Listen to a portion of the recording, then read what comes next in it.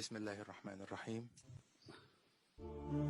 I always pictured that one day I would be speaking at this summit, and I always promised myself that whenever I got this opportunity, I would raise the first and foremost, the most important question about whenever in the Western countries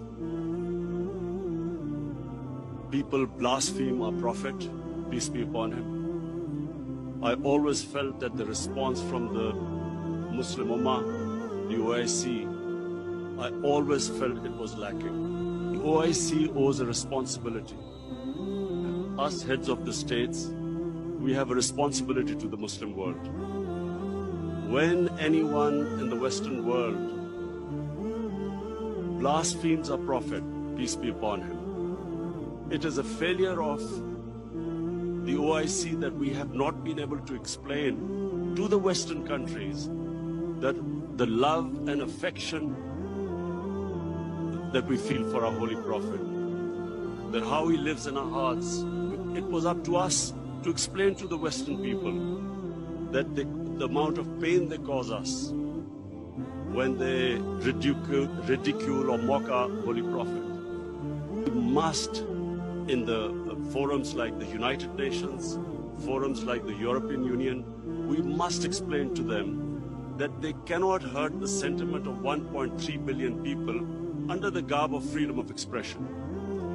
The Jewish community has very successfully explained to the world that any misinterpretation of the Holocaust gives them pain.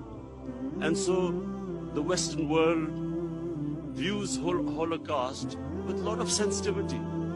But that sensitivity is lacking when they come to talking about our Holy Quran or our Prophet, peace be upon him. So I feel that this forum must take it upon itself to explain to the Western world through these forums what it means to us and how we love and respect our Holy Prophet. Secondly, the Western world has very, through ignorance partly and willfully, they have equated Islam with terrorism or radical Islam with terrorism. Religion has nothing to do with terrorism.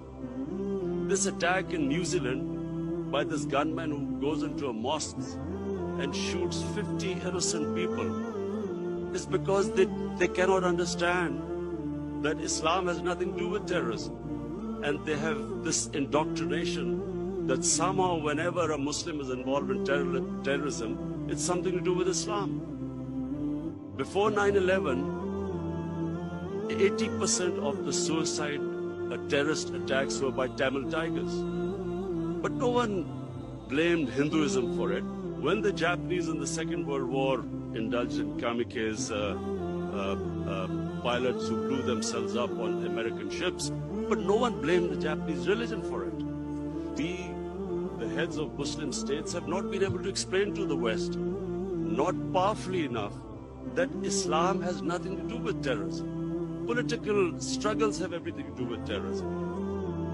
Muslim freedom struggles or Muslim freedom political struggles are delegitimized when they are termed as because of Islamic radicalism. For instance, after 9/11, the people of Kashmir have been conducting a political struggle for their freedom. But after 9/11, it was oppressed, calling it Islamic radicalism and Islamic terrorism. Similarly, the Palestinians. After 9/11, the Palestinians were oppressed, the Israeli government used the word Islamic terrorism. So this is my second point. I feel that from this forum, we must take a stand. We must de-link terrorism with Islam. Finally, Mr. Chairman, I would like to say that this is 50 years of OIC, and we all must again reiterate that how this organization came was because of the Palestinians being deprived of their homes, their rights. their human rights, their democratic rights. And so we reiterate again that there is no solution but a two-state solution in Palestine. East Jerusalem must become the capital of for the Palestinian people. And the Golan Heights must be returned as the 1967 borders, which all the international conventions, the United Nations resolutions say so. Similarly, I feel that in Kashmir, the people of Kashmir again have not been given their right to self-determination, as was guaranteed by the world community in 1948 through a UN resolution. The people of Kashmir recently have suffered a lot of oppression, and I do feel that us as a body, the OIC, must stand with the oppression that is going on in the Muslim world.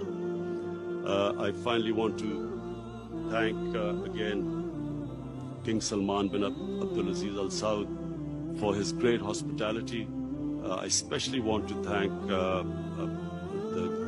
we had the great opportunity to go to visit the Rawza Rasul in Medina yesterday, and from me and my delegation, we want to say that it gave us the greatest happiness and pleasure to be able to visit the mosque. Thank you very much.